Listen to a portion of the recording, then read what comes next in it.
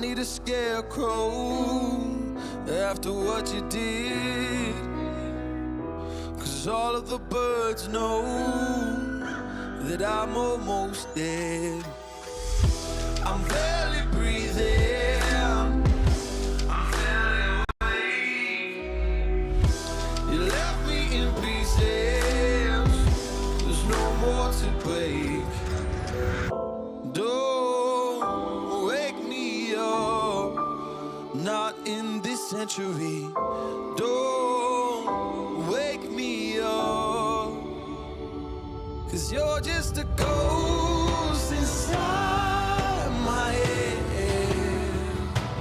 You're just a ghost, you're never there.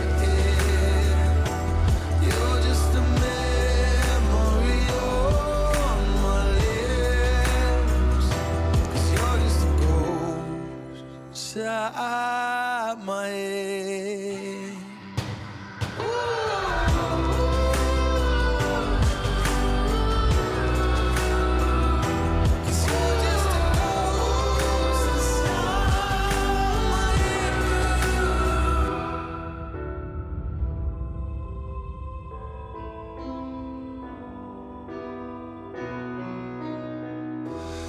I need an angel after what you did, 'cause you were the devil, you messed with my head.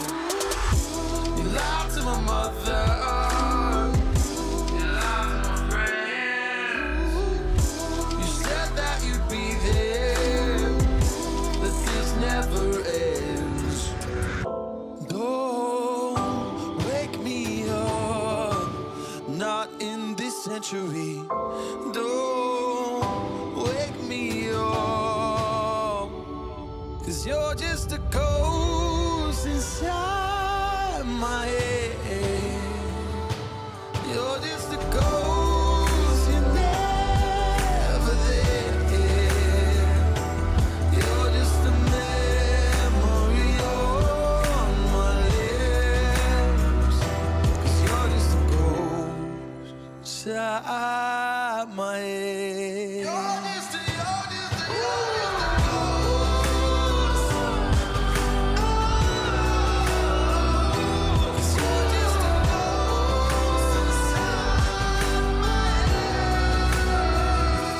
You're just a ghost inside my head.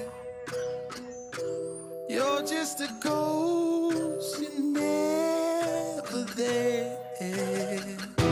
'Cause you're just a ghost inside my head.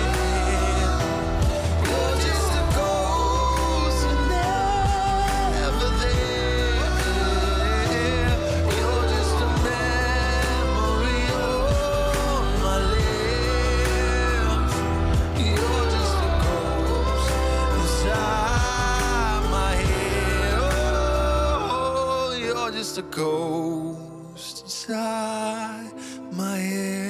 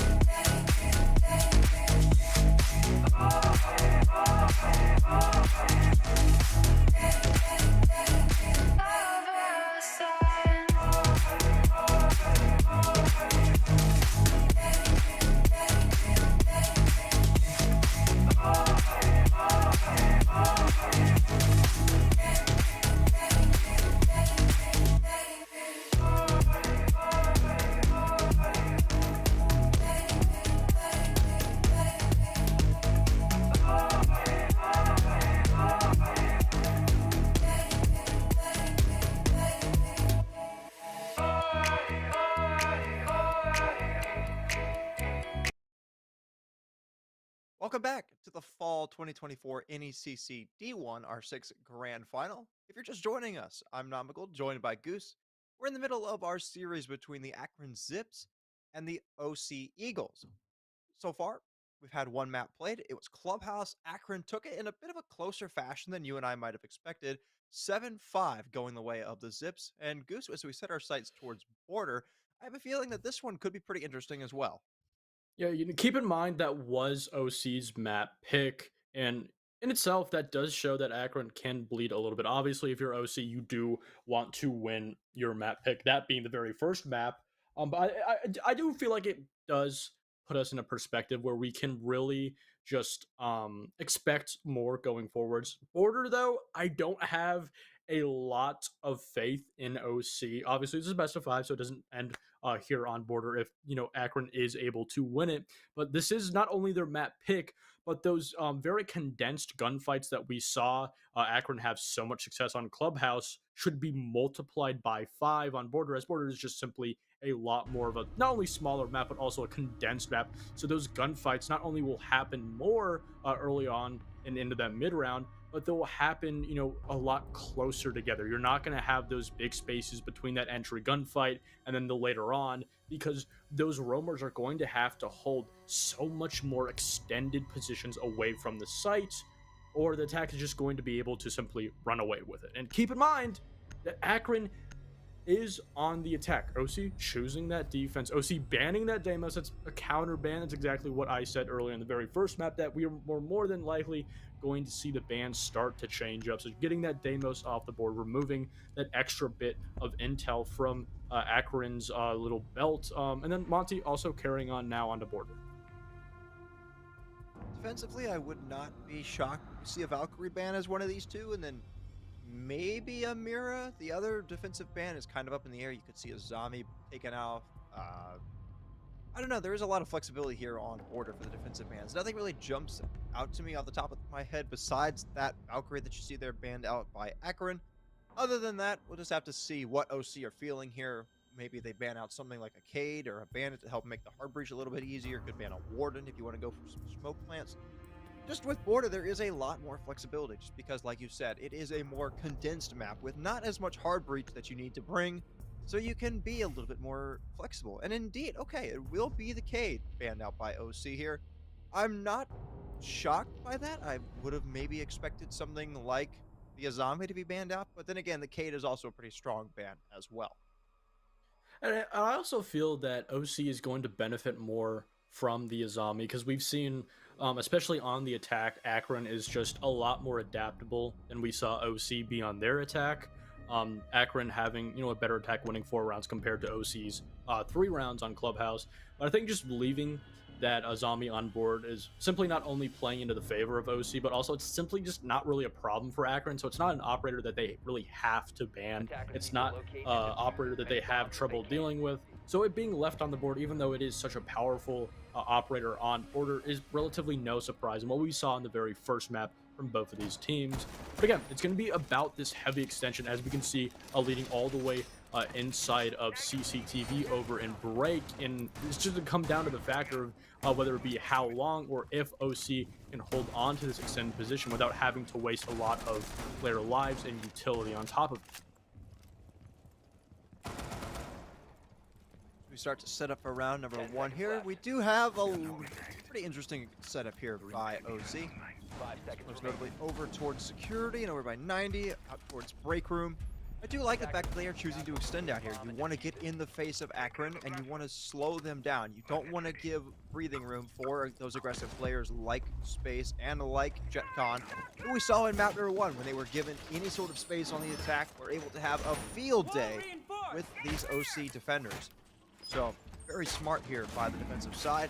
Not only that, you do also have some of that anchor setup that you do necessarily need here on border. You've got things like the mute, like the warden, and most notably the mirror as well, that can provide a little bit of extra safety as they get towards that late portion of the round.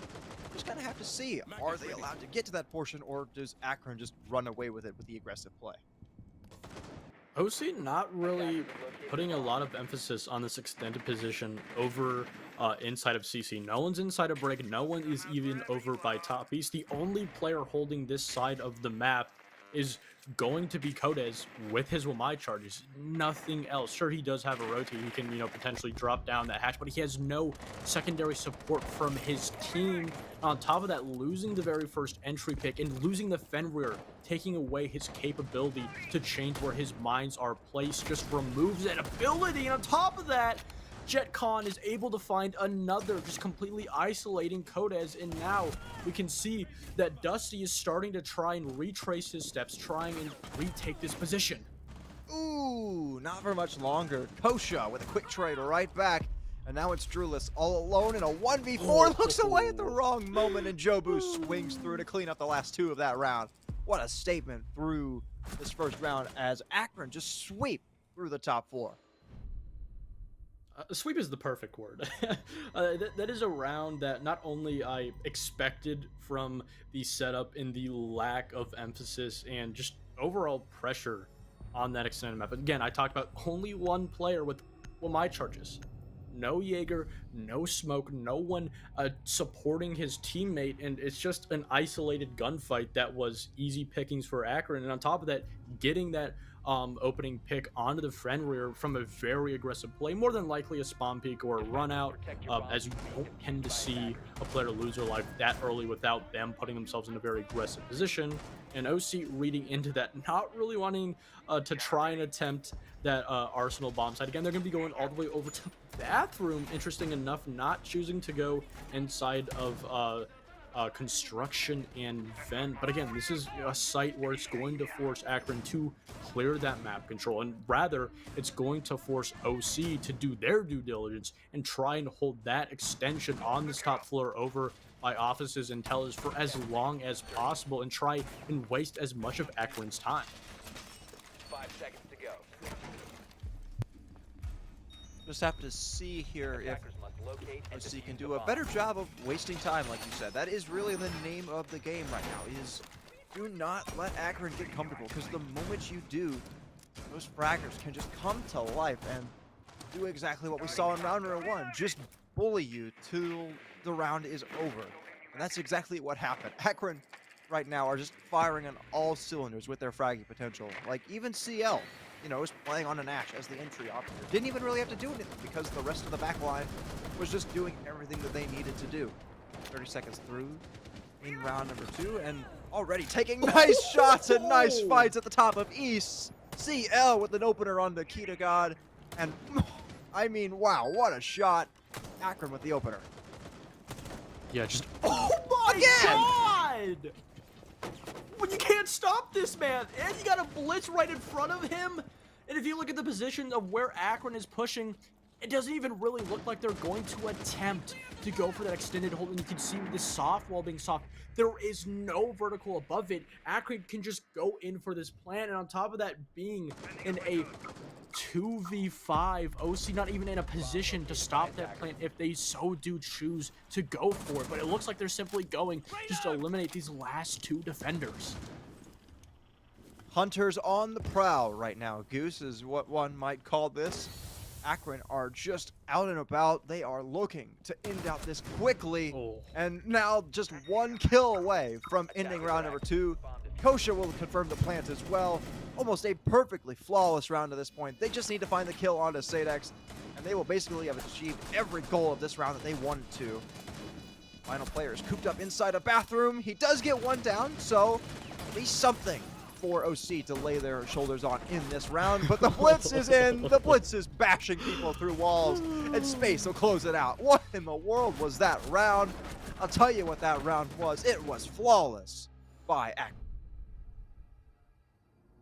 Now, I'm not a big fan of early timeouts from teams, but this is a situation where you really need to take that early timeout if you are OC in this position. They're not going to opt for that decision, and they're going to be just simply going back to Armory and Archives, trying to retrace their steps, trying to potentially stop this onslaught that is the Akron attack. But the problem is this overall positioning and over aggression in these early rounds from OC. And obviously, you really can only do so much against, Seal on an Ash, just having a life round. Hitting shots like those are, not necessarily common. Not saying that he's a bad player, but kind of a situation where he was just fired up. He was in the right position at the right time. But if you're OC, you need to put a lot more defending utility on those extended positions, so you're not forced to take those uber aggressive gunfights in that early round, putting yourself in a very losable gunfight, a very losable situation, in turn losing the man count very early on. OC back to the top floor here, trying to right the wrongs of those first 2 rounds, and those first 2 rounds just you want to get those out of your memory banks as quickly as possible. It's time to reset here and see if you can't put something together. They've got a, well, I was going to say similar lineup, but it's actually the exact same from what we saw in round number 1. Every single thing that we've got here is basically the exact same. So they're just banking on the fact that right now they can hopefully read into what Akron is going to do in terms of where they're going to push from and actually win the gunfights this time. And that's exactly what they need to do. We could really boil down to this point that you just simply need to win these gunfights, but it's really deeper than that. OC not only needs to just really play back, not play over aggressive, as I say that again, losing a pick, but this time around, 3 Akron players over by top east. There's really only so much you can do. Your best option there is to just get a kill and then get that trade, putting yourself in an even 4v4, but the problem is, again, these OC defenders that are playing away from the site are playing so isolated, essentially alone on an island, and this allows for Akron to just double, triple up, and get those very first entry picks with relative ease. Tosha did eat some damage as he was trying to take a fight with Kaida God as well. You got Sadex who's doing some damage to, I believe that's Jobu at the top east spot. I believe that's where he is. JetCon all alone over by security, so right now Akron are relatively split up in terms of how they're going to be attempting this push. But it might not matter as CL just jumps right in and wins an easy fight against Drulis. Well, I mean, there's just nothing you can do right now if you're OC. Another one for CL on Nikita God, and suddenly it's a 4v1. Zadex all alone here. Try and clutch this out. Warden glasses aren't going to do much for him in this situation. He won't even get one. CL. What a round 2 and 3 from him, and it's 3-0 for the Zips. Not only does it feel like, but it just really looks like from these first 3 rounds that OC is not only not prepared to play defense on border, but they're not prepared for Akron. Akron throughout these 3 rounds, again, I can talk about so much on how OC continues to put these isolated extended players. It does look like that we might get that tech timeout or tack timeout. Not exactly sure. They're just going for a pause. It could be a technical timeout, could be a tack. I hope it's a tack, because we don't want any technical difficulties. Okay, so it does look like it is going to be a tactical time, and that's exactly where you need to put. Essentially, 3 flawless rounds back to back. No pushback from OC. And again, going back to my point, we can only really say how much that OC is doing bad, having those extended isolated players, giving those free picks to Akron. But at the end of the day, it is still Akron's ability to seek out these defenders and isolate them into 1v2, 1v3s. It's not Akron putting themselves in these 1v1 even gunfights, essentially gambling them. They're making sure that every single engagement in the early round is a winnable one for them, and on the contrary, OC doing the exact opposite.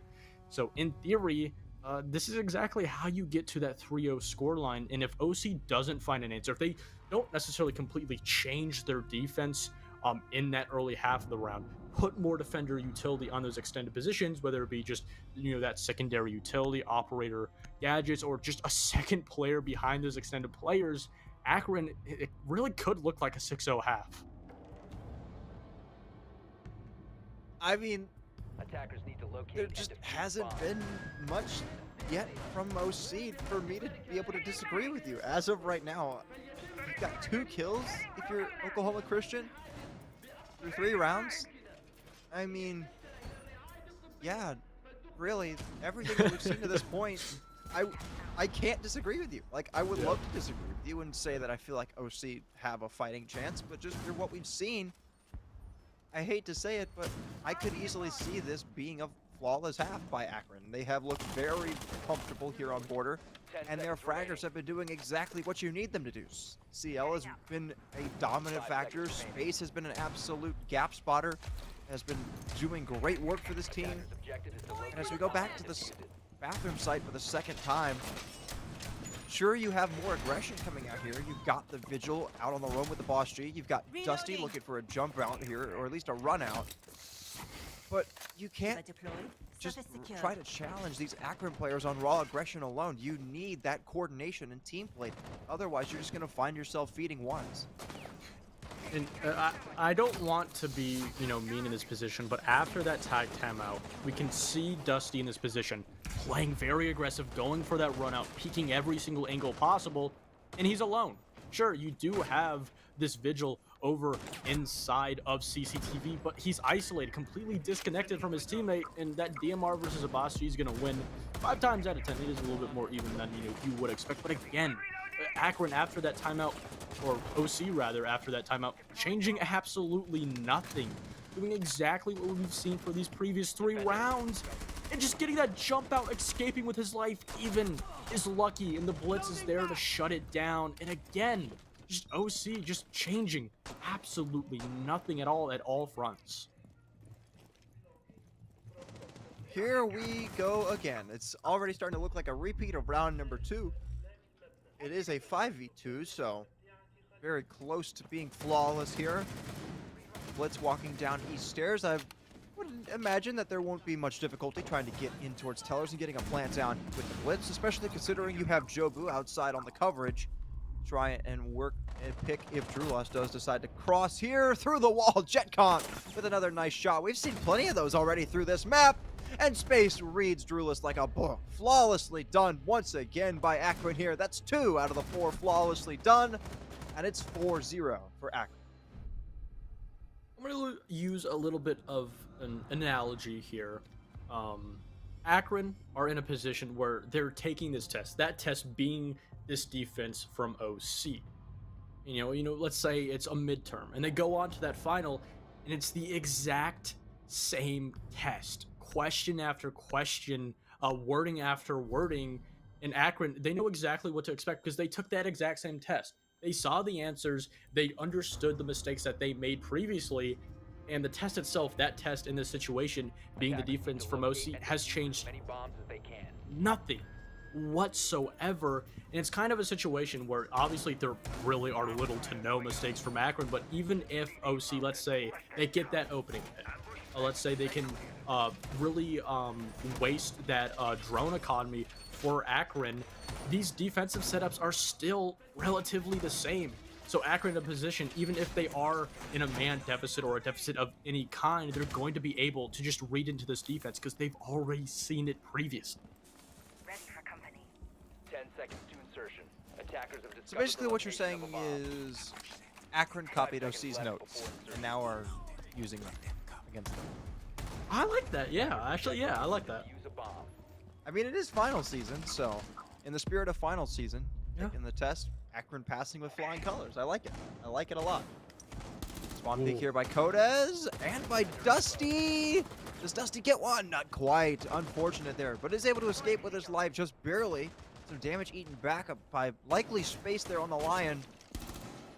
They do have drone information, so if OC decides to stick away here, or excuse me, stick around here for a little bit too long, it could once again be a couple of easy picks for Akron if they just have that right timing, which they so often have on this map.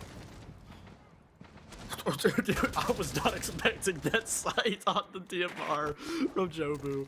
OC, I really love this position over by CC, having that Deimos over in the hallway with his teammate, and then having that Doc right behind him. Doc winning that gunfight onto JetCon. Eventually, though, it will be, a trade back, but again, getting that first pick is probably the best position that OC has found themselves in any round so far on this defense, and almost finding another one on top of that. And getting Dusty onto Exosa, it's kind of a situation where now OC, they finally found a way to start and trip up Akron. Certainly the best looking round we've seen thus far by OC, but CL just walks right in and equalizes the man count back to a 3v3. Jobu as well lurking over by the top of Archive stairs. Seems to have some idea, but there might be a late jump out here, so might be able to get a cutoff on that. But it's actually Sadex to shut him down over inside of what looks to be the Africa area of the map. I'm not exactly sure, but that's where he was last, so it's a safe bet, quite honestly. CL looking towards the top of metal stairs now. Knows that there's a player there. Does he have the patience to be able to bait Dusty into a kill, or at least give Space an opportunity to flank here? Space in the perfect spot, but just goes the wrong way, and it's just wasting more and more time. CL creating some noise here, allowing Space the opportunity to walk up, and indeed, there you go. Great bit of team play by Akron to get that kill back down to a 2v2. And now, Drulis and Sadex have to clutch this one out here against the two top frags for Akron to this point. Nice cross there by Drulis, does get one, and now CL alone in a 1v2. He has the walk up here. He's got the diffuser as well. Has the read about the player in Fountain, but doesn't know that he's prone. And finally, OC get themselves around. A huge adjustment, even if it took 5 entire rounds. It eventually came out. OC finally doubling up on those extended positions. As I talked about earlier on in that round, you had that Doc and Deimos playing right next to each other. Sure, in rounds previous, we saw two defenders relatively in the same side of the map, but they were never playing doubled up, playing completely disconnected, allowing for Akron to get those 2v1s, 3v1s. But in that round, not only did they have the Doc, stim their teammate, but they also had it doubled up. So if one player lost their life, not only was there an additional defender there to get that pick back, get that trade, but then also just completely retake that position and make sure that Akron isn't getting that map control with ease. And it worked. It got them around when it gave Akron a lot of difficulties. We could see how much time was being wasted, especially in that mid round, after losing that entry pick, trying to converge, trying to compensate for that. And in pair, it did eventually, waste a little bit of time, force them to waste that drone economy. And it's now in a situation here where OC have finally found a solution. They found a formula to work, and they absolutely need this final round. That 5-1 will essentially, in my opinion at least, be a death sentence. I mean, Order can sometimes swing to be heavily attacker favored, but in this case, I would agree with what you were saying, is the fact that it is likely going to be a death sentence, and that's not a great start. Space reads Codes like a book on the spawn peak and even types a no in the chat for good measure. He's letting them know that this round belongs to Akron already. An aggressive play just does not work there. And losing the Vigil just 20 seconds in, one of your primary stall operators, is just not a great start. Was the phone yellow, or is that just me? Oh, it was yellow. Okay, that's a cool little change. UI change, maybe? I'm not sure. Oh, yeah, I'm pretty sure it's because OC is orange. I think it's supposed to be like an orange-yellow. I like that. That's cool. It follows, the drone I don't remember it ever being like that. No, it wasn't. I think it was changed this season with the UI. Speaking of UI, this is our very first time casting with this new UI. Aside from the health, I think it's pretty cool. It's a lot smaller. But going back into this round, again, an over-aggressive player going into a position, a spawn peak, way too late, just allowing for that Akron player just to watch him open up the window. And after that, no pickback, no answer or trade from OC. And this just allows for Akron to just kind of play complacent, allow them to just do their due diligence, to run out these additional positions. And on top of that, if they are able to identify it, the site is almost soft. No one inside of vent, only one player inside of construction. And now with this drone inside of site getting this utility, you just remove every indicator that someone's gonna be in the site. No Maluzi trap to give you that sound indication, and no bulletproof cam. Great value there by Jobu with the Brava to get not only 2 Banshees, but a bulletproof camera as well. And not only that, while he was finding value with the utility, the rest of his team was finding value with kills. Now a 5v2, and it's up to Drulis and Sadex once again to try and close this out, and try and clutch it out in a desperate situation, like you were saying, trying to save that 4-2 split. Rulis does get one. Will it be enough? Maybe it will be there as he gets his second kill now. But with the diffuser being planted, there's still a lot of work for them to do. They've got to act quickly here with that timer working against them. And also the fact that 2 out of the 3 remaining players have vacated the premises.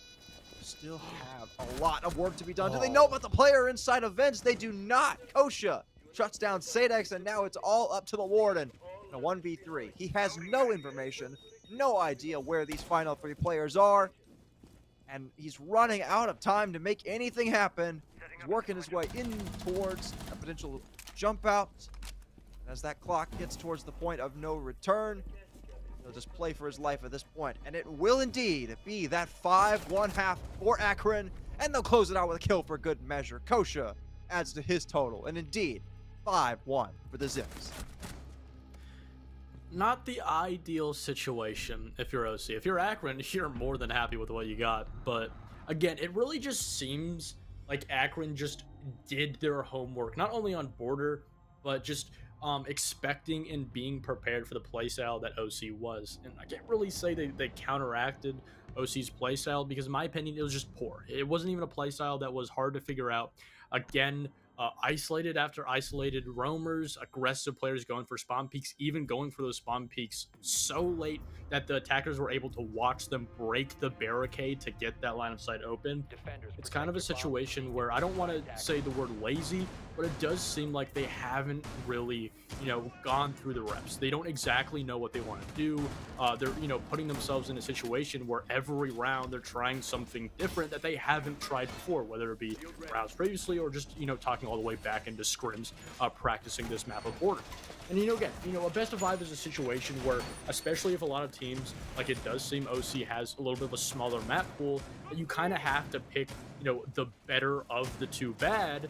And in this situation, it looks like this Akron map of border was a map that OC really should not have picked to. But again, we talked about that con, we talked about that skyscraper. It's kind of a situation where this border on paper for OC, or at least what they thought, was probably better than going to those other 2 maps.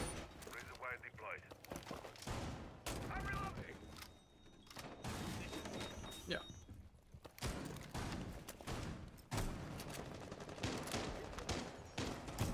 Reloading!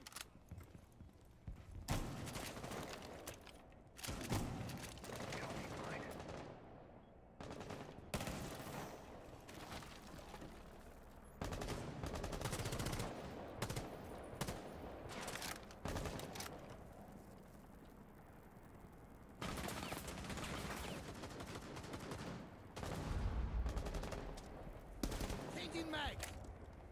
Activating shock drone.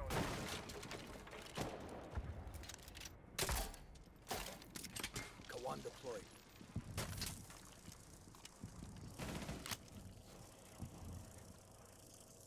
And we can already see the contrast in this defense from Akron, having a player inside of break with so much defender utility, having those head holes, having that castle barricade to protect him from that single window over in CC, being able to get that pick from, again, an isolated aggressive player from OC. No matter if it's attack or defense, we continue to see this theme carry on throughout this entire map. And Akron just putting themselves in winnable positions after winnable positions, and on top of that, these aggressive plays just continue to work for them also. A success that OC could not say they found themselves on their defense.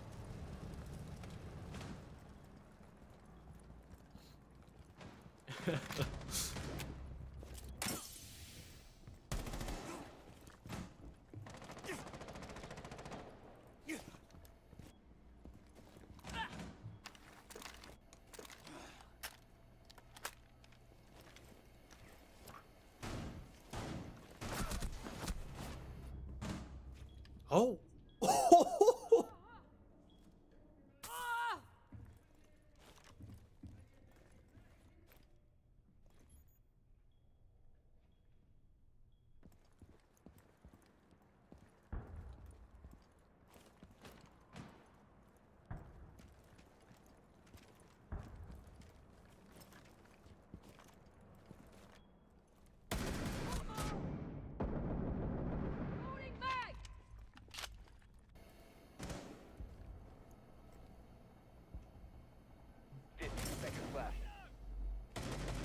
Oh, Namiko's gone. I'm going to do play-by-play for a little bit here. 10 seconds left on the clock. 3v2.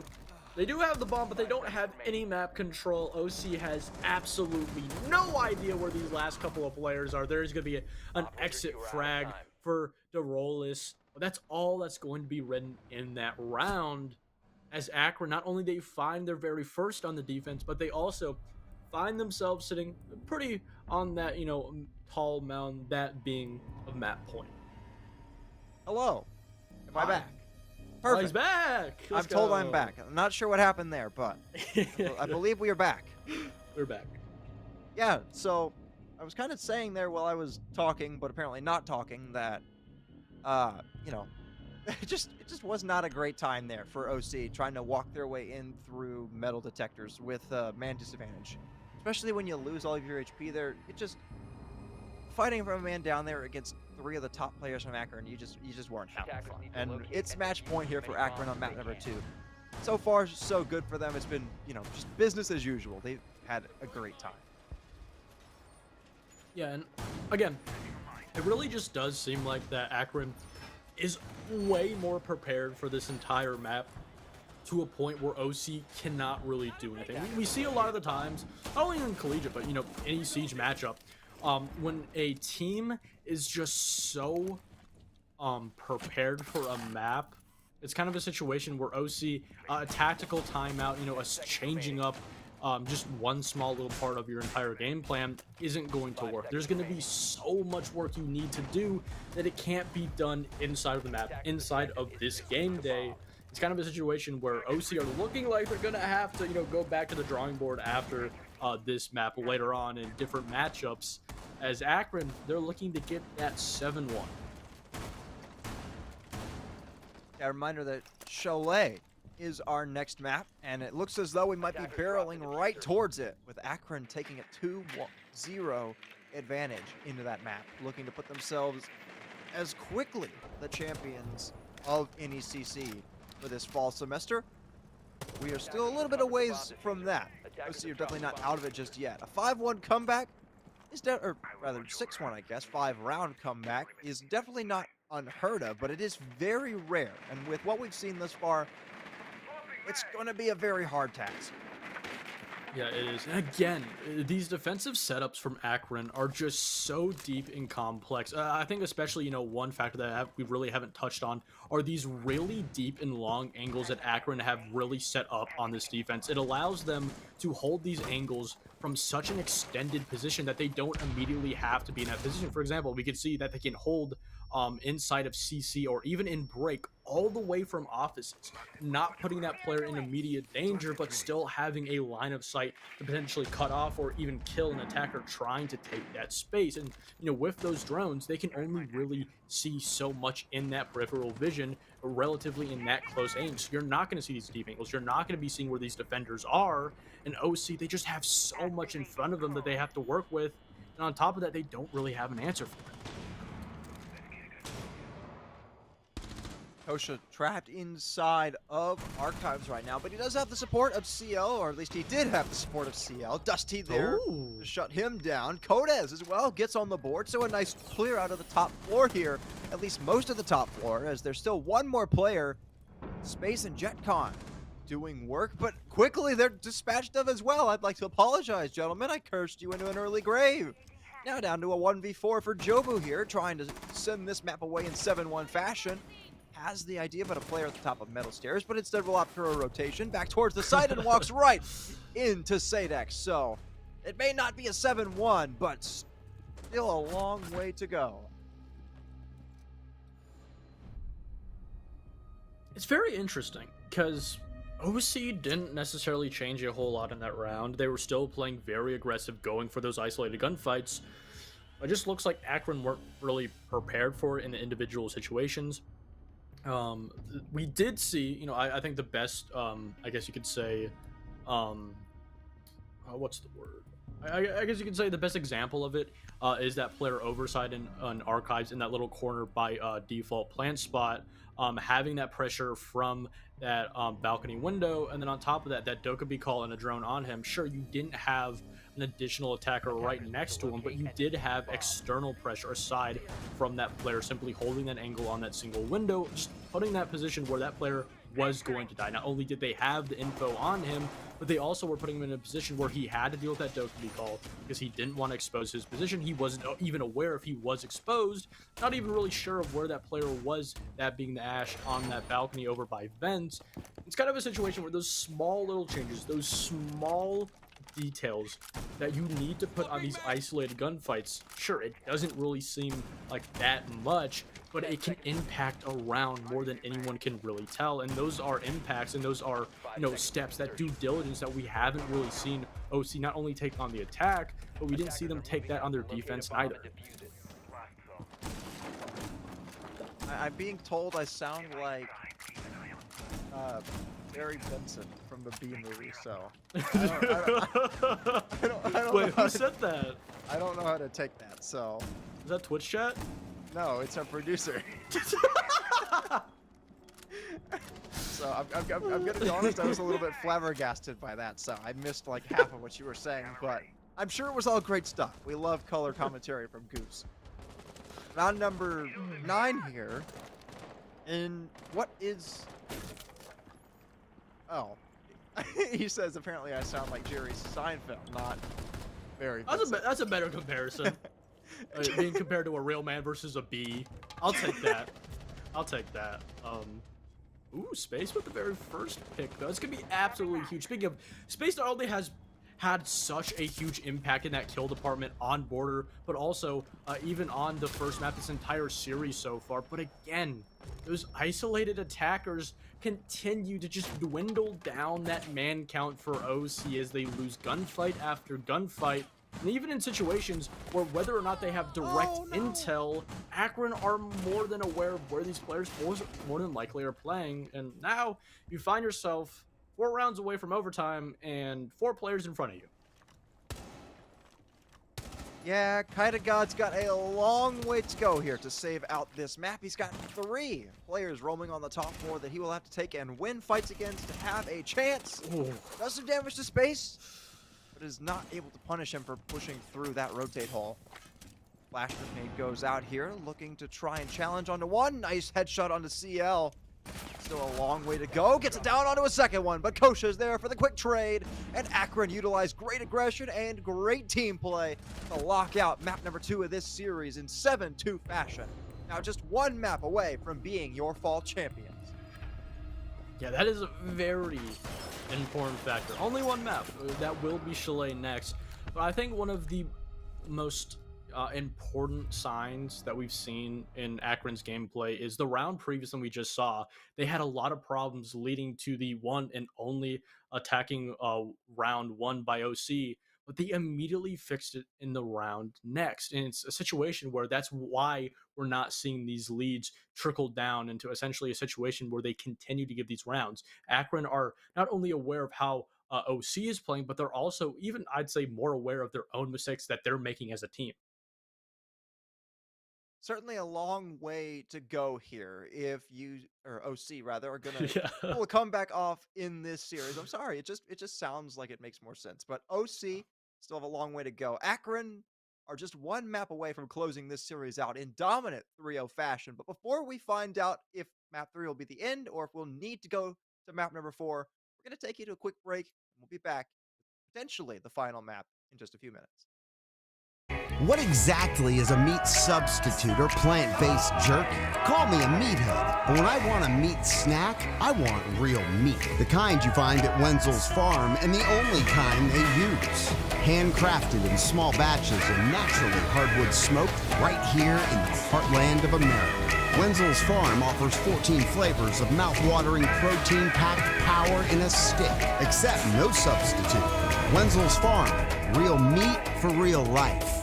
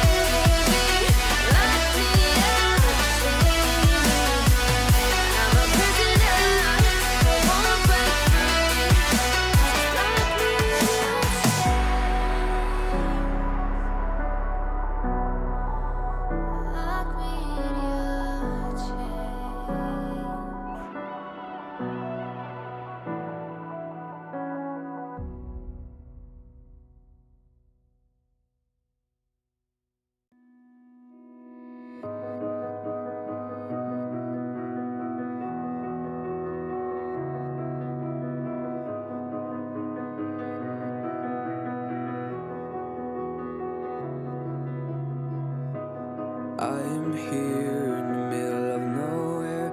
There is no there, it is cold there, but I am safe and I am warm. Although it's hard, I know I gotta keep up. No time to lay to drift away. I find my space, I spend my time down the rabbit hole again. And as I fall, I can feel the pain. You can't tell me where to go, so I don't know, I just go with the flow. I go with the flow.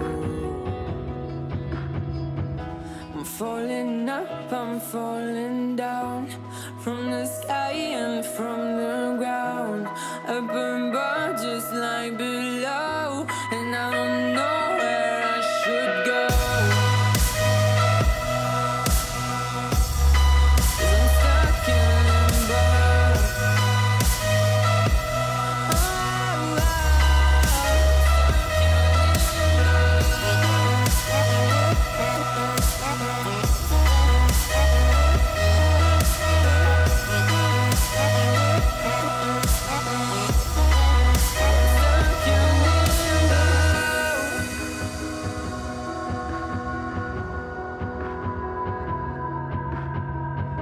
Oh, I'm out of love, but I guess I deserved it. Trying to hide, to pass you by. I'm getting time, feeling fine.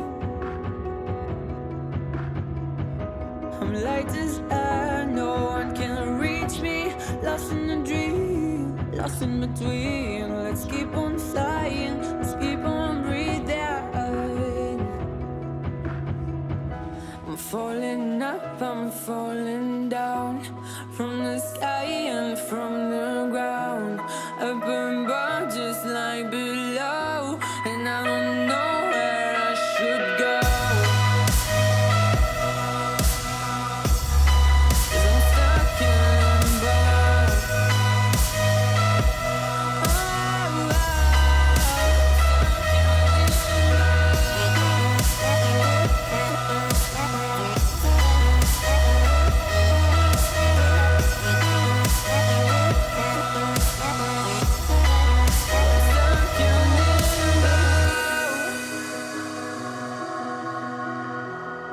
Cause I'm stuck in limbo. Cause I'm stuck in limbo.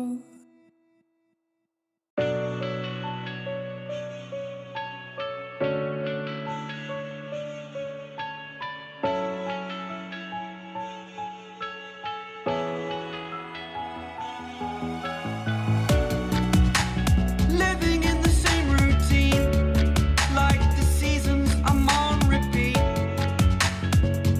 It's a long way down. Trying not to follow suit. Don't like the color, I'll change the shade of it. I'm not afraid of it.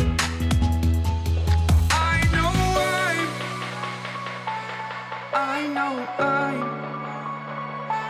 holding on. Welcome back to the third map of the NECC Fall 2024 R6 Grand Finals. I'm still Nomical, joined by Goose once again. And if you're joining us, map number 1 was Clubhouse, and it was pretty close, quite honestly. You and I were both a little bit surprised because of the fact that Akron went to 12 rounds against Oklahoma Christian. And then, we were going into Border thinking this could be a pretty competitive series. And it was a 7-2 for the Zips on Border. And now they find themselves with a 2-0 lead as we head into Cholet. And Goose, I mean, after what we saw on Border, I'm not sure if I saw anything that made me convinced that OC could take a map here. Yeah, that entire map. This is the biggest problem, and this is when you start to see entire play style of a team be the factor that is losing them. We saw both on the defense and the attack of Border, OC just round after round giving these very aggressive, isolated engagements in that early round, giving away essentially the entry pick almost every single round. I think there maybe was 1 or 2 rounds where OC won the actual entry engagement, that one of those rounds leading to a round win. But it's kind of a situation where not only did OC just simply perform bad, but they also continued to put themselves in bad positions, that definitively being the man deficits round after round. And with Akron just being so good and so consistent on fixing their own mistakes, it led to a complete disaster.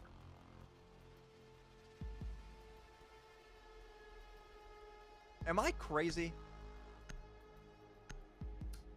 I don't know. Are you crazy? I swear. Am I just... I mean, I know people call me delusional, but does the defense not get to ban the first attacker? Am I crazy for thinking that? Why did OC get the first ban? I give up. Maybe my brain's just broken, Goose. You take it here. Yeah. Oh, wait, you are right. Thank you. I thought I was losing my mind. Okay, I'm gonna be honest. It doesn't really matter because we got the exact same bans, but you are right. Usually, the defender bans and then attack, ban, and then okay. The I thought I was last. crazy. So no, you're right. Is the game broken or no? Is it just a... Yeah. It's probably just because because we had a rehost lobby, so it was just probably a problem with the settings. But again, it doesn't really matter. We see the exact same bans from both teams. That Deimos also now lingering on 2 maps. We saw Akron just absolutely abuse that Deimos on Clubhouse. We saw why. It just adds not only a little extra bit of intel, little is a huge understatement, as it just essentially isolates those roamers. And on top of that, with OC playing very isolated on their own.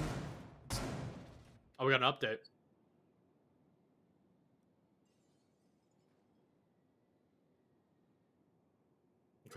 Okay, I'm listening right now. You guys can't hear him, but I can. Okay. So apparently he's been wrong the entire time. We were now just noticing. A little bit of a troll on both our part and maybe the game or the observer. I was right in map 2. Okay. It was right in map 2. Okay. I probably sound like absolutely like insane right now talking to myself. My producer was talking in my ear. You guys can't hear him, but I can. So I promise I'm not schizophrenic. And now, going into this first round, Akron, on their... Actually, no, this is not their map pick. They would be choosing the defense. That makes a lot more sense. Okay. Okay, but here's the thing, though. My question is, why is it doing this? Because there's literally no setting in the game settings when you create it. It's a bug. It's a bug. It doesn't really matter. It's a bug. Honestly, I think that also really goes to a test on not necessarily how useless... Oh, wow. Wow.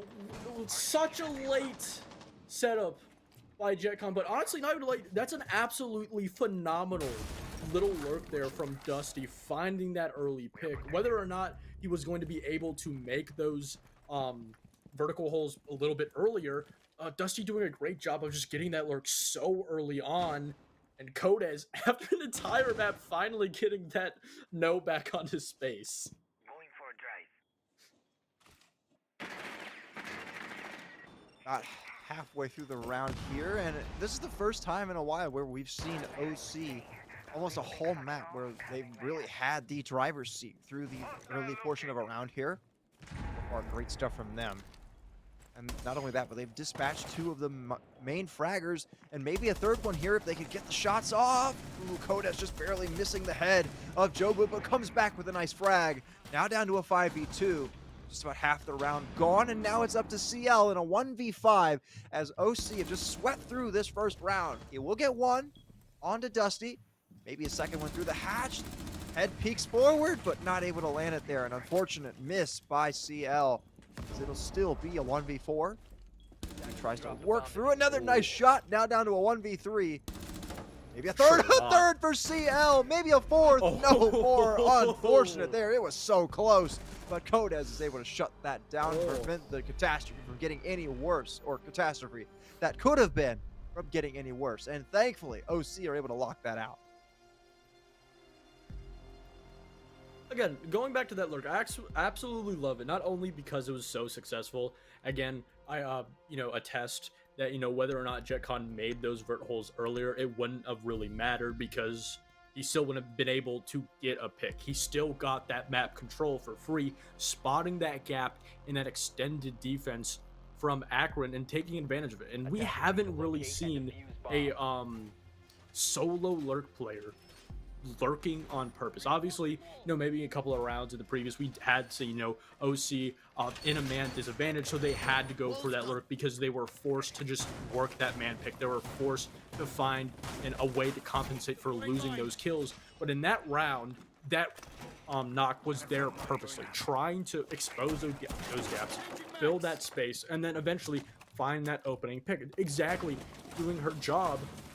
And again, it plays into the overall play style of Chalet. You do tend to see a little bit more roams and lurks from the attackers than you do in previous matches, especially on border, because it's just so condensed. And if OC is able to not only continue to find that success, but also continue to play into the favorable play styles that find themselves in Chalet, it's going to really attest to themselves potentially finding the very first map. But again, first round, there's a lot more to go through.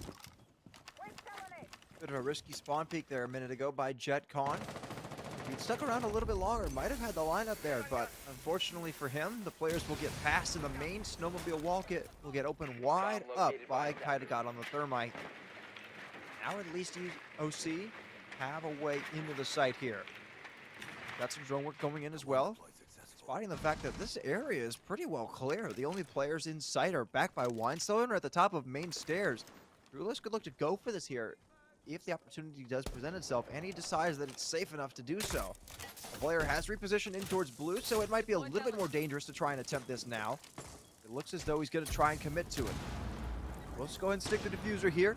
And a 5-on-5, just seconds away from going down. no. The shield will get destroyed, but he's able to get it off anyways. Kosha gets the opener, but the damage has been done. Now the clock works against the defense, and a kill by Drulis as he walked his way in will net it back to a 4v4. A second one for Drulis. JetCon responds with the C4, so his reign of terror is over. But Kaidagod back with his first kill of the round. Space now dead, and now, with 20 seconds to go, only 2 members of Akron left. They've got to move quickly. Kosha responds to equalize the man count, but trying to go for a defuse here on this main wall of the bottom of Snowmobile might actually work out. Is the fire going to evaporate in time? No, it will not. Just a second too late, and Akron will lose it out by the skin of their teeth. What a nail-biting round. OC will win it out 2-0. I'm jaw-dropped. That entire round just coming down to timing. That, in all fairness, OC timed that Capitao perfectly. Obviously, you probably should just won those gunfights. They did, take an extra step to win the round, to say the least. But the fact that OC, now 2 rounds in a row, has been able to confidently and consistently spot these gaps from Akron, whether it be, leaving certain map control away from the bomb site, or an entire side of the bomb site just completely free to get that plant down, with so many players away from the bomb site, allowing, paired with that Capital boat, to get that plant down without Akron even being prepared or knowing it was going down. And eventually they did rotate a couple of players, but it was just way too late. And then that player, that being the OSO, just able to play spoilers, get those 2 huge opening picks, because Akron still never had a definitive idea of where he was playing. And, it's a little confusing because we didn't see that in the previous 2 maps. And, I don't necessarily think this is a kind of a situation where it's just easier to gap spot on Chalet, because it's not. But it does really seem like OC are a lot more prepared for the defense, or attack rather, on Chalet. So interesting setup here by Akron. I don't think I've really ever seen people hassle off library and mezzanine like that on a pitch and defense. I mean, I guess it gives you more map control to work with, but other than that, well, that's not going to help. Jobu, the first one to meet the grave, as the castle, speak of the devil, is the first one off the board. Kosha looking for a walk up here, looking for the trade back. Kodez peeked away at just the right time. Now spots the fact that the Azami is there, looking for the fight. These two just playing back and forth with each other, a game of cat and mouse. Although it looks as though Kosha will have to disengage, and instead we'll find a kill onto Dusty. Back down to a 4v4, and if Kosha peeks this again, he might be able to get a 2-for-1 here and give the man advantage back to Akron. Although instead, he'll just sit here, wait, and delay time.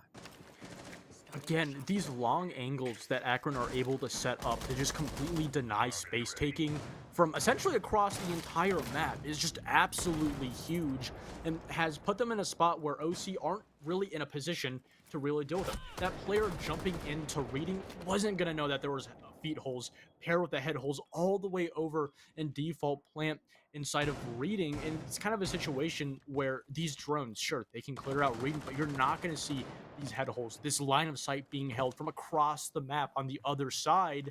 And Akron again just playing into what they found success in previous matchups, and OC playing into what they also found, just playing around where Akron is playing that rock, paper, scissors style of Siege, of just doing the absolute opposite of what their opponents are doing.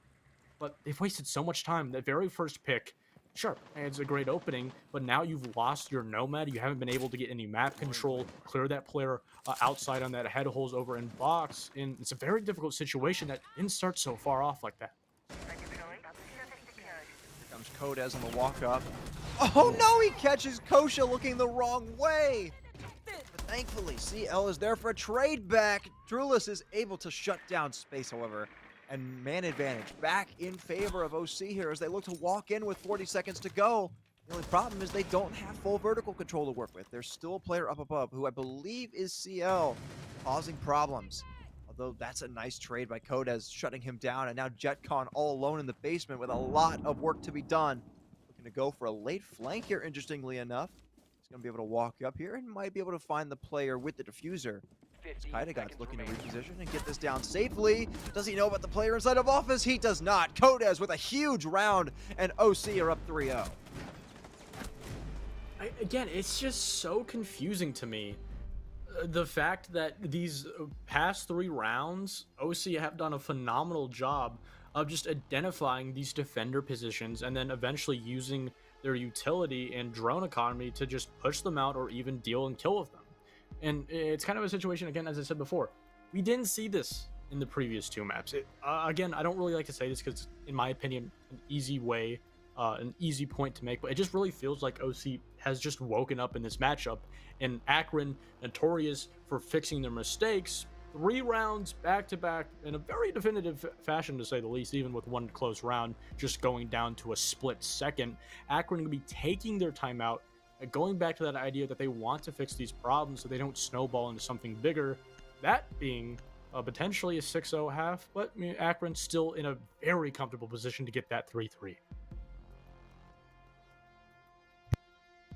Yeah, as we go towards bar here, so far, it just seems as though OC have been the more comfortable team by a mile on this map. They have had a great read on everything that Akron has been trying to do. And thus far, there's just not been much from Akron that has suggested that they can shoot back. Attackers need to locate. Looking at things right now, your main fragger through this series, Space is 0-3. That's also a big reason as to why this is probably 3-0 for the attack. You need Space to wake up here on these final 3 rounds on defense, or otherwise this could be kind of the exact opposite situation of what we saw on Border, where OC has a dominant map of their own. And it could be just simply a situation where Akron are not as well prepared for Chalet as they were in the previous 2 maps. But again, it goes back to that, overall just play style of both teams. They haven't necessarily changed a whole lot. OC still playing in that situation where they want to play around where Akron is playing. They didn't want to try and contest that vertical play. They didn't really put any pressure until the players were forced to eventually vacate that control to try and deny that plant, which eventually led them to overplaying their positions. And now's a situation where, sure, Akron, they can get these next 3 rounds, but OC, they still go on to the defense, and they're still in a really winnable position to get that 4-2, maybe even a 5-1 or a 6-0 half. If this timeout doesn't find success, whether it be this round or the next, you really got to start to worry for Akron. Got the Flores coming out here. Those Rotero drones are going to make short work of JetCon's castle barricades. Not only that, probably the shield as well. You'll likely see Kosha's shield meet an early demise here. Dusty looking to walk his way up the blue staircase is being halted by the proximity alarm.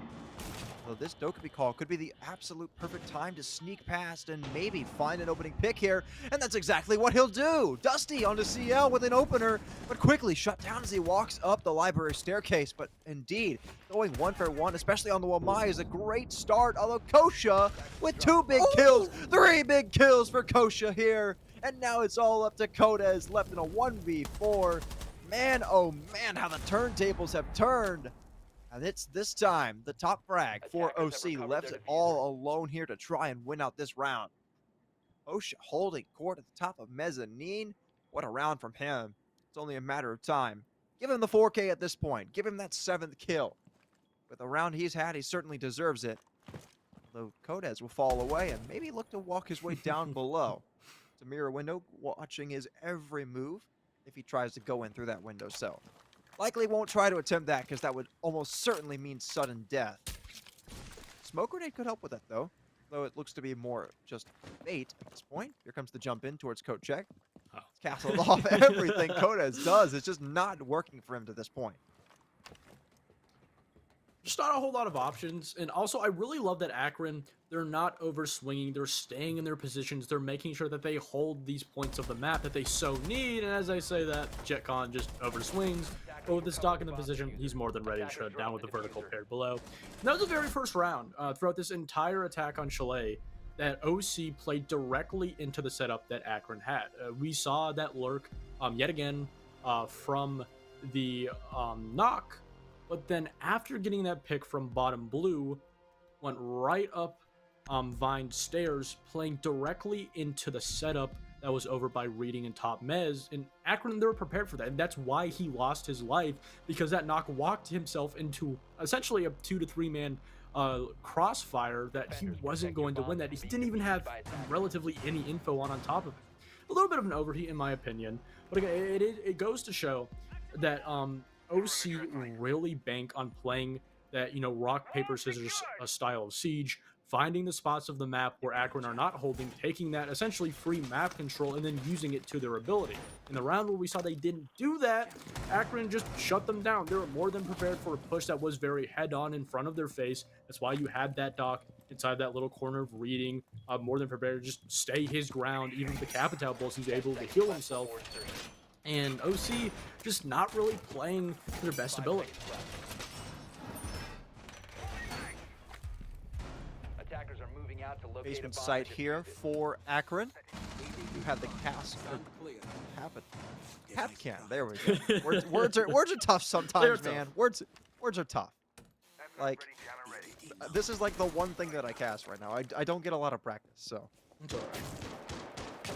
you can bully me when we're done. Anyway, the cap can on the top floor is going to be a pretty big stall factor here for Akron. And I really like that they're bringing it out as kind of a counter to the faster plays that OC have been doing, particularly thinking about the fact that they've played Nook in a multitude of occasions. Not going to be the case here, but what will be the case is space with an open kill onto Sadex, but quickly traded back by Kodez. Nice trade there to open things up. Taking the Warden off the board, it's going to be a big find, although trading the Warden for the Grim, that's pretty equal in terms of the amount of utility that both teams have lost in this situation. So I like to think that, these teams find themselves still on even ground, although looking at Kosha here, if he can have impact on this flank, that would be a huge determining factor in this round. Yeah, on top of that, not only is it an even trade, but you still have 3 C4s on the board, and if Kosa is able to rotate back down to the site, potentially, and hopefully even finding a pick with it, they're going to be able to find so much use and utility. Kosa going to be using that C4 to create a little bit of vertical, apply pressure, let OC know his position, saying that you're going to have to deal with me, and he just walks in through a cap can trap. Doesn't even need to get into a gunfight to lose his life. You can see that he's completely isolated from his team. Not one attacker near him. Even with a little bit of a difficulty from Kosa, he's still able to eventually find that pick. But not only is that huge because he's able to get the man count, but on top of it, he's able to not only still hold his vertical control, but OC not even trying to contest. OC on the back foot now, but they're definitely not out of it with a minute to go. They've still got plenty of utility to work with, a couple of flash grenades, a couple of smokes, and most importantly, the skeleton key of the Buck that can have a lot of impact, particularly if he decides to run in at short range because of where he's located.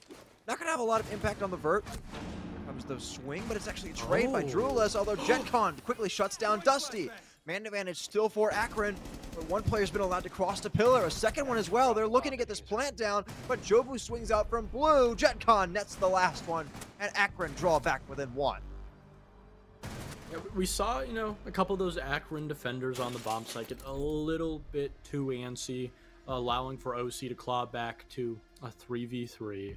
But again, it is a situation where Akron had a setup and OC played directly onto it. Didn't try and clear out that vertical position. Eventually that player did lose his life, but they just tried to go for that flood in the bomb site. And we're now 3 maps into the series, and Akron not only is fully aware that's the game plan of OC on a majority of these sites, especially on a site like Basement, or Snowmobile rather, where the last round, sure, it was a different push that into Snowmobile Garage, but it still was a situation where they just tried to flood the site and force that bomb down, didn't necessarily go for the kills, try and cut those defenders holding those lines of sights off. And as I said before, we're 3 maps in. Not only is Akron well aware of this, but they're also well prepared for it. Well, that strong start that OC got out to might be in danger of being wiped away here. Just 1 round away from being tied back up. Although, we still have seen some good things from OC throughout these rounds. Sure, round 4 was a little bit of a fluke, but that last round they definitely had a good chance. They just didn't quite have enough gas in the tank when it came down to executing into the site. Their ideas are still good, and I'm glad to see that they're still playing with confidence despite being down 2 maps. They're definitely not out of it, and they're definitely not deterred. Heading into round 6 here. Once again, the castle being a very common theme throughout this map, but also now we're seeing the presence of both the Mute and the Jaeger, who we haven't been seeing very much inside of this map. I actually don't mind the Jaeger being brought out here because you can just set down those Jaeger ADSs in the bulletproof camera and then just run off and be a gun, which, when you're in the hands of JetCon, who's been one of the top fraggers for this game, that's definitely not a bad idea. Yeah, and in this current meta of Siege, we've kind of crept back into essentially another utility meta. You can see that Akron throughout this entire series has been playing into that, bringing that castle paired with the Mute, the Fenrir, the Jaeger. There's so much defender utility that has immediate impact on positions that are being held by these defenders that OC, they either have to simply push these defenders out of their positions from an external angle, or get rid of this utility to make it easier to swing and eventually try and kill these defenders. And so far that has been the absolute, honestly, counter this entire attack for OC. And on top of that, Akron doing a phenomenal job of finding where these players are, trying to isolate them. Mute Kosa not playing over aggressive, just waiting for this Sophia to make the very first move, as he's well prepared, just trying to find this very first pick. It's going to be OC who needs to make the first move. Here comes the swing from Dusty. The skeleton key not helping him out in that situation, as there's still a player prone inside of half wall. There's also, I believe, that space down below, but he's allowed to cross. Oh no! Jobu gets the kill. Kosha with 2 as well.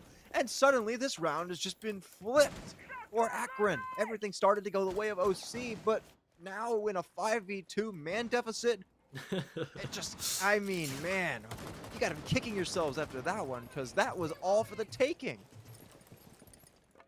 Yeah, you can even see Kittigod's like, I can't do much here. And there isn't really, a whole lot to do here. You get a couple of pings off, you find these players.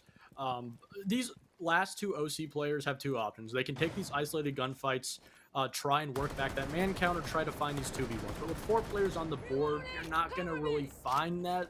Dolores, though, is able to find one onto space, is expecting that vertical from below. But again, there's just so many situations where this player is going to continuously find themselves in, 1v2s, 1v3s, as Kosa finds it, it's Kittigod all alone, 10 seconds left on the clock. Akron, after that timeout, getting 3 rounds unanswered, just as OC did themselves, finally finding that solution, going now on to the second half. Yeah, CL with a great end out there. And after round 3, it's been all Akron here in this first half, and now we hit the side swap.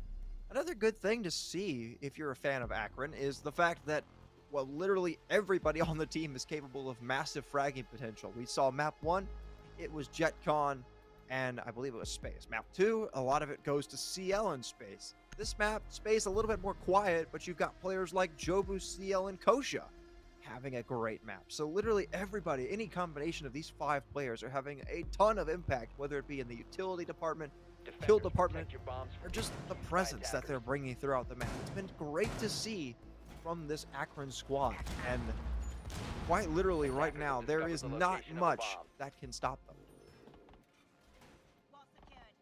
Just scanning this defender lineup. See, my problem with it is sure, you have a lot of utility to hold these spaces. You have the Fenrir to just deny that, space taking, force Akron to use their utility to clear the defender utility. You have the Azami, you have the Mira, but you don't really have anything to really push back Akron. We don't have, a Mazi to deny the intel. We don't have, maybe whether it be, a smoke, maybe even Good point. Kind of a situation where, sure, you have utility that can deny space on its own, but once that is cleared, once you get rid of these Akiba barriers, once you get rid of these mirrors, which should only take half of the first round, it's kind of a situation where there isn't really much back. There isn't a whole lot of depth in this overall utility game. Oh, I 100% agree with that. You brought up a great point there. Especially on a site like Bar, where there is so much, time that you need to waste and so much delay that there is needed to be had at a space, particularly like library. I mean, how many times do we see a doc just sit in library? How many times do you see a Goyo or a smoke sit in library and delay a bunch of time, and then the attack just has nothing to work with? Here you've got absolutely nothing. And not only that, your primary X factor for holding on to Mezzanine, your mirror window, has already been destroyed. So a minute in, and there's just a lot of stuff that is not going the way of OC right now. Now, Sadex is trying to take a fight here out on K9, but is being greeted in the back by a player walking in from Master, and the fact that there was a player out on K9 who eventually does fall to Dusty, so at least they have that going for them. They've got the opening pick, but still, with half the round to go, they're already falling back into the depths of the map, and there's just not much, like you said, that can slow them down. The good thing, though, for OC is they're able to get that very first pick, find a second one at that. Dusty doing an absolute phenomenal job. Now a 3v5, and Akron, they're forced. They have to get aggressive, whether they like it or not. They have to find an answer back. They have to find a pick to start to apply pressure, because this entire round, this pressure hasn't really had any effects whatsoever. They haven't been able to find a definitive angle or crossfire to try and deal with any of these defending players, and this has allowed them to continue to play these positions. You see that you have Codes still upstairs in this corner in library. No direct pressure. He doesn't have to stay. He doesn't have to move from where he is. He can just sit here as long as he wants. Even if he loses his life, he's done his job. Kosha pushing up here. He's got the firebolt in his hand, and it will do some damage and force out the ward, and a great bit of utility usage there by Akron to get themselves at least one body back in their favor. Maybe a second one, and indeed a down. Joba with the finish onto Dusty, so suddenly this seems very winnable for Akron in the final 30 seconds. They've got good positioning, but do they have what it takes to be able to coordinate this into a round win? There's a player inside of bar stock, and it looks as though there's a player inside of the basement as well, who's rotated over towards blue, and he'll be a problem, especially now that Jobu's down. Here comes the walk-in from Kosha, gets the kill anyways, but now he's all alone, and there's a player flanking as well. With only 5 seconds left, he's going to have to go for this plant. He doesn't have the time, and OC are going to be able to win this out as long as they are able to find Kosha before he can get off the plant. It'll be easy work for them. It'll be a knife kill from Sadex, and there you go. Eagles back in the lead. That was a very difficult round for Akron, because, in my opinion, that was a round where they lost it simply to their own shortcomings. They didn't use those drones. They didn't use that intel to its full stability, because we saw in those first 2 entry engagements, those attackers swing without having full 100% of an idea of where they are, and that allowed for that Azami to just run away with those picks. So the Zombie essentially could have had a great idea of where those attackers were going to be playing. You can, just really boil it down to a guessing game. But for Akron, they had to do the seeking. They had to find out where these positions were. You can't really expect where a defender is going to play 100%. And because of that, OC was able to get that jump on that early round, get that early lead, 5-3 even at that. And then after that, with no map control and all of that attacking utility gone from those operators that lost their lives, there wasn't really a whole lot to do. And then on top of that, OC did a great job of just standing their ground, not giving too much away, not over swinging. And OC, this entire map has just played phenomenal, especially compared to Border. And they are definitely making a case to potentially win it. Yeah, it's definitely the best position we've seen them in since, arguably, I'd say halfway through Clubhouse. After we got through like round 8 on Clubhouse, Akron pretty much just swept right through it. So this is a great spot for OC to be in, to be able to at least take one map and send us on towards Cafe, which is map number 4. We've got to string a few more rounds together in order to be able to do it, but like you said, the foundation is definitely there for it to happen. Got back up inside of office here. Is going to be one of the main points of contact on the site for OC to try and stave off Akron. Akron right now have actually done a pretty good job of putting some initial pressure on this OC defense. They've opened up a spot down below inside of dining. They've got some of the main windows open to, hold cutoffs on different players. Not only that, but they arguably have started, or at least it looked as though they had put some pressure on K9 as well. So, some good stuff from them. And look how spread out this entire defensive hold from OC is. You have that, relatively definitive, hold upstairs by the site. You have a player all the way over inside of reading, and you also have that Legion below. Sure, you do have a couple of isolated players, but Akron aren't in a position to deal with them relatively anytime soon. So this allows for OC to not only have a great viewpoint around the map, have that great control, but you're going to really rely on Akron to find these, out of place picks, these aggressive players like JetCon on that knock. Again, just like OC did on that lurk, to find these players, catch them off guard, and that's exactly what they've done. The last thing you want to see if you're OC is JetCon waking up. On the lurk, like you said, has already found a kill and looking for more down inside of dining. They've dealt with the Legion, who's been one of the primary fraggers for this OC defense. What more can they find? I'll tell you exactly what they can find. CL can find a kill onto Drulis, and now they're going to try to take through Solar here. As the rappel comes in, OSHA has the diffuser and has an opportunity to look for this plant here.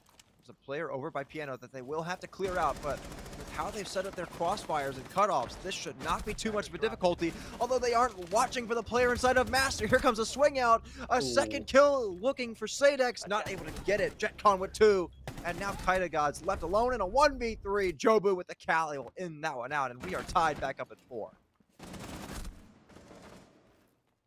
I touched on how spread out that entire defense is, and a spread out defense is kind of a dual-sided knife. There are a lot of positives to what you do, or you put yourself in a position as a defense to have a lot of map control, essentially have oversight across the entire map, aside from basement. But basement on a master bomb site doesn't really play too much into the win factor.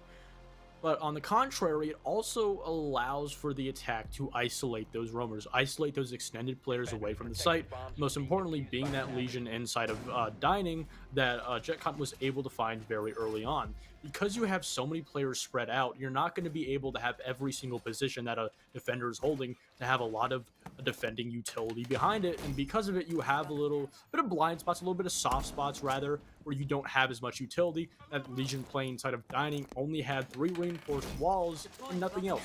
No player supporting him, no additional defender utility, just his gun and his goo mines. It was a very simple and easy gunfight for JetCon to isolate, and then it snowballed into bigger problems, isolating player after player, and it allowed for Akron to just completely disassemble and dissect that entire hole. Attacker's objective is to defuse a bomb. Back into round number 9 here. The first time that OC will go to Kitchen for their defensive half. Once again, that Castle Frost duo becoming a very prevalent duo here on Chalet. I very much like to see both of them being brought out here because you can get a lot of value with both of their utility. Although I don't believe we've seen much value out of the Frost Mask just yet. I would like to see maybe, some better placement of those just to have a little bit more impact and maybe catch somebody off guard. Although this might be the perfect round for that opportunity to come to life, as you do have the Amaru being brought out. And this lineup overall looks fairly aggressive. I believe that they're going to try to walk in through Trophy, I would have to guess, and maybe get a plant down quick. The problem with that trophy drop is you do have a player on the solarium stairs. You also have a player over inside a bathroom. So Space right now in this situation, he's going to have to try and find a blind spot. Those flashes coming out are going to be able to completely blindside this player. That gap being exposed with the vertical, the player jumping down is going to be able to shut that down. But these crossfires being set up from the windows from Akron are able to catch these defenders off guard. And JetCon again spotting an absolute massive gap in this defensive hold. Now just putting this player in a 1v4. One of the rounds that I hate to see. I look down for 2 seconds to write down who got the opening kill, and the next thing I know, I look up and it's a 4v1. Akron just sweeping through that round. My goodness. Like I said before we started this map, when these Akron players are shooting, they are shooting. I mean, 1 second the Amaru's going up a hatch inside of Trophy, and the next thing you know, the round is over. That's just how quickly these players can come to life and win out a round, just based on pure gun skill. I mean, it didn't even look like they were set up fully for a take. Like, they hadn't used much utility or anything. They just won that. They said, we are going to take gunfights and we are going to win gunfights. And that's just exactly what happened. There's not really much more to it than that. Yeah, now going into, the deeper overall ideologies and thinkings behind not only the individual players, but the teams also. This is a problem that just not only throughout all of Collegiate, but Siege as a whole too. When you have two such star contrasting teams like Akron and OC, Akron being the team that is able to spot these gaps, completely read an entire defensive hold, rather than OC, who, sure, they do have a semblance of rounds where they're able to spot those gaps, but it's more based off of just opportunity. When an opportunity exposes itself, OC is able to use that opportunity to its fullest extent. But when you don't have those opportunities and you have to create them, that's when OC starts to trip up. That's why they're taking that time out. They're saying to themselves, they just taking a deep breath, talking over with the team, trying to find a way, trying to potentially even find a formula to consistently find these gaps in these attacks. And it is very hard. Akron is a phenomenal attacking team.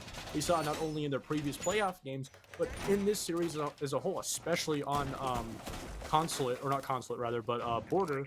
And it's a situation where if OC isn't able to spot these gaps at the efficiency and speed that Akron is, there really is only so much they can do as a team. And this timeout also in itself can only really get so much utilization.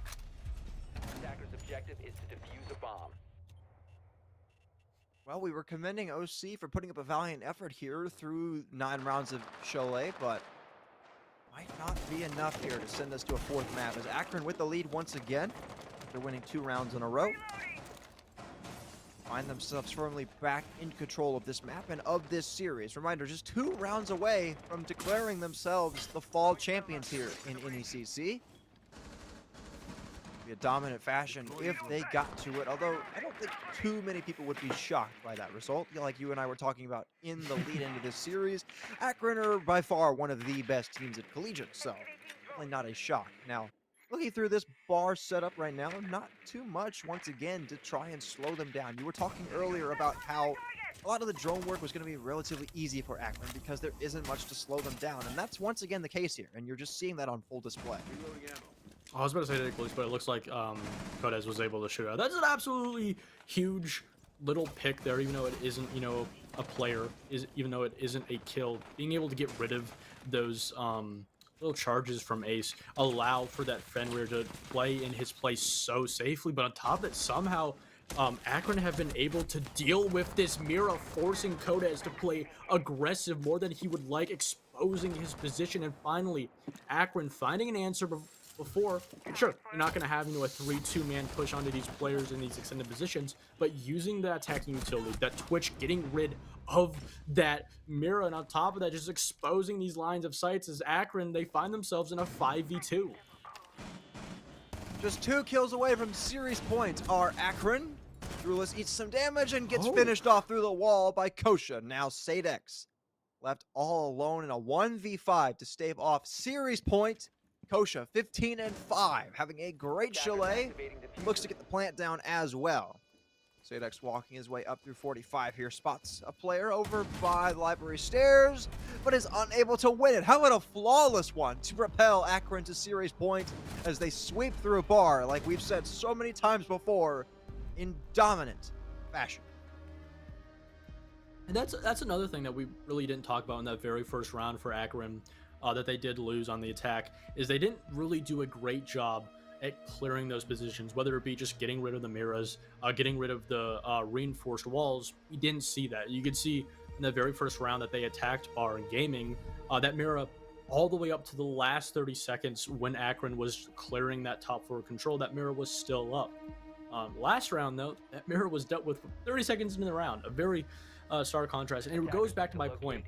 And I think this is really what has built up the success for Akron in this series, is just their attention to the small details around the map. Just getting rid of one mirror not only exposed an entire position, but allowed them to get 2 picks that eventually snowballed into 3. And these are, these small details that, whether or not, OC are identifying them, they're not taking advantage of them. And it goes back, obviously, at the end of the day, Akron is just a better team, but it's just those small details. It's that due diligence that Akron does, whether if it's, boring or painful. At the end of the day, they still make sure that it gets done. They make sure that every single point of the map that they take is done with its fullest capability. They do everything in their power to make it as easy as possible to clear. Potentially could be our final round of this series. Takes us back to good old bar games. We've got Ramiro once again. Although, as we've said so many times before, there's not going to be much to stop that Twitch from going to work and dealing with these mirror windows in relatively easy fashion. The only big difference is this time they finally brought Amazi. Although Amazi by itself, I don't know how effective that's going to be. Although the 4 pests definitely do help, so maybe it'll make it at least a little bit harder for JetCon to be able to wreak havoc with those Twitch drones. But we'll just have to see, as right now it looks as though he's outside and not really having any impact right now. Kodes looks to be aware of the fact that there is the Twitch once again, so hopefully he can protect his mirror window this time. 3rd time might be the charm. Ooh, getting rid of that shield on top blue is just absolutely so important. Again, just like getting rid of that mirror in the round before, it forces this player to play his position so uncomfortably. It forces him to essentially go for these aggressive swings, play a lot more aggressive than he really is used to. And on top of that, Kosa finding a gap over inside of Mud potentially could catch off this Mira if she just over swings, but also could catch this blue player if he decides to try and rotate back down to the side again. Akron just identifying these small details very early on. Kodes has been down over what I would assume to be top mezzanine. Not sure if he's going to be able to get picked back up here. They do also know about the fact that there is a player on the roam over by, that's Sadex, who's been spotted out, and likely is not much longer for this world. It's CL to get the finish onto Kodes, thankfully, so they will confirm that opening pick, but Kaidaka will actually get a trade back here, so hang on a second. With a minute left, it might not be over just yet. JetCon does shut down that roamer. That was Sadex now off the board. God looks to work his way back up the black staircase here. I believe that's Jobu outside. It's either Jobu or JetCon. One of those DMR fraggers for Akron. Trying to take that 1v1 fight. Although the Mozzie will go ahead and disengage. So obviously valuing the life of that player rather than trying to take a 1-for-1 fight. 30 seconds left here for Akron. This is the final do-or-die moments for them. This might be the moment where they can crown themselves the champions of NECC this fall. Jobu adds on to Dusty, so now just 2 players remain for OC to stay in this series and to prevent the sweep from happening. The 3-0 just moments away. Here comes the drop-in. JetCon with a triple kill. Jobu shuts it down, and how about that by Akron coming back from down 3-4, and they will win this series out in a flawless fashion. 3-0. Relatively what we did expect on paper going into this matchup. Again, throughout this entire series, the factor of Akron not only identifying the small details that OC were making and the mistakes, rather, the positions, the gaps that they were leaving up, but the fact that Akron were able to so consistently fix their own mistakes, essentially putting a near flawless game up. A 3-0 is, a flawless, even though the maps weren't 7-0s after 7-0s. A 7-2 was a little bit close to that. It's kind of a situation where Akron were playing at their fullest and best capability, while OC came in this matchup, whether it was, due to their, own lack of due diligence or simply just the lapse of just being a lopsided match, just weren't really relatively prepared. I mean, hey, you want to talk about a great performance? How about on Chalet after starting down 3-0, going 7-1 after round number 3? My goodness, when they are shooting, like we've said so many times in this series, Goose, they can shoot. Like these guys are great. Great individual gunners, great coordination. And I mean, they've proven time and time again why they are one of the most stacked rosters in all of collegiate, not just NECC, but collegiate as a whole. Yeah, and again, I think the factor that made them win this entire series was their attacks. We saw on Clubhouse losing that very first one and then answering with 4 back-to-back rounds, finishing off in a 7-4 fashion, and then doing the exact same thing on Chalet in the exact same way. It kind of attests that not only does Akron do a great job of playing in this current meta, using a lot of the utility on the defense and doing a great job of getting rid of the utility on the attack, but they also just overall understand how to attack. And that was essentially the key to winning this entire series. Well, Goose, I believe that's all she Yeah. wrote for this fall season. The grand finals being over, Akron being your champions means that the fall season here in NECC R6 has come to a close. So, on behalf of everybody at NECC, on behalf of our hardworking stream team, time to light our producer, the unnamed gamer, our hardworking observer, staying up till all hours of the night to bring you this coverage. That's Goose. I'm Nomical. We'd like to thank you so much for watching. And before we go, I'd like to let you know that Rocket League will be live tomorrow at 7 p.m. Eastern. And then you've got 2 matches. And you've also got CS still live over on the mainstream right now. So you can go over to the main NECC channel and tune in there if you're interested. But once again, we'd like to thank you so much for a great fall season. Congratulations to Akron. I'm Nomical. Have a great night. And we'll see you back here in the spring. What exactly is a meat substitute or plant-based jerky? Call me a meathead, but when I want a meat snack, I want real meat. The kind you find at Wenzel's Farm and the only kind they use. Handcrafted in small batches and naturally hardwood smoked right here in the heartland of America. Wenzel's Farm offers 14 flavors of mouth-watering protein-packed power in a stick, except no substitute. Wenzel's Farm, real meat for real life.